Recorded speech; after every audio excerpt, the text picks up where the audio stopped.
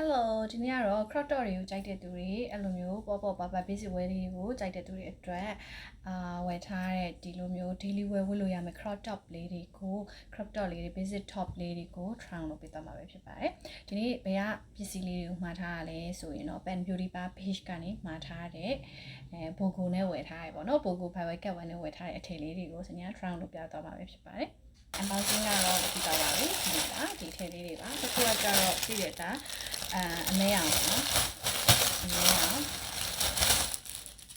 ပေါက်တဲ့ထည်ရဲ့နောက်တစ်ခုကျတော့ရမ်းကြိုက်တဲ့ဟာပါဒီလိုမျိုးအကြာလေးပေါ့နော်ဒါလေးကအရန်ကိုကြိုက်နေတဲ့ဟာပါဆိုတော့ဒီနှစ်ထည်ကိုလို့မျိုးပေါ့နော်ပန်တစ်ထည်နဲ့ try on လုပ်ပြီးတော့ daily wear တွေမှာဒီလိုအပြင်သွားရုံသွားကြောင်းသွားမုတ်သွားစာဟိုနာတီနာထွက်တွေမှာအဆင်ပြေပြေဝတ်လို့ရမယ့်ပုံစံမျိုးလေးနဲ့ try လုပ်ပြပေးတော့မှာပဲဖြစ်ပါတယ်။အဲဆိုရင်ဗီဒီယိုလေးကိုအဆုံးထိကြည့်ပေးပါအောင်နော်။ဒါလေးကတော့ပထမတစ်ထည်လေးပါ။ပထမတစ်ထည်လေးကဒီလိုအကြားလေးနဲ့သူက level ဒီလိုပြပြလေးနဲ့ဒီလိုလေးပါ။ဒါကိုစနေကဒီလိုမျိုးပန်လေးနဲ့ပဲဝတ်ပြထားပါတယ်။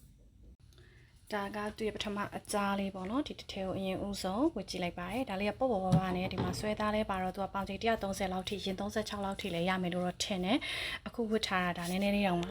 ချောင်းလေးပေါ့နော်ဆိုတော့ဒီဟာလေးကတော့တော်တော်လေးအဆင်ပြေပါတယ်ဒီလိုမျိုး crop top လေးတွေပါလေးတွေကဝတ်ရတာကလည်းပေါ်ပါတယ် daily wear ဟိုနာဒီနာသွားတွေမှာလည်းအဆင်ပြေတာဆိုတော့ဒီဟာလေးကိုတော့တော်တော်လေးသဘောကျပါတယ်အဲ့ဒါဆိုရင်နောက်ထပ်အမဲရောင်လေးတစ်ထည်ကိုဝတ်ကြည့်လိုက်ပါဦးမယ်နော်ဒါအမဲလေးကိုဝတ်ပြထားတာပါဒုတိယတစ်ခုကိုဝတ်ကြည့်တဲ့အချိန်မှာမီးပြတ်သွားပါတယ်ဆိုတော့မီးလုံးလေးထွန်းပြီးတော့ပဲဆိုင်လိုက်ပါတယ်ဒီအမဲအောင်လေးကတော့သူကတော့ t-shirt ပုံစံမျိုးလေးပေါ့နော်ခါလေးနည်းနည်းရှိတယ်ဆိုတော့အထဲထဲကိုထည့်ဝတ်ထားရင်လည်းအဆင်ပြေပါတယ်ကဲအဲ့ဒါဆိုရင်တော့ဒီနေ့ vlog လေးကတော့ထားပါပဲရှင်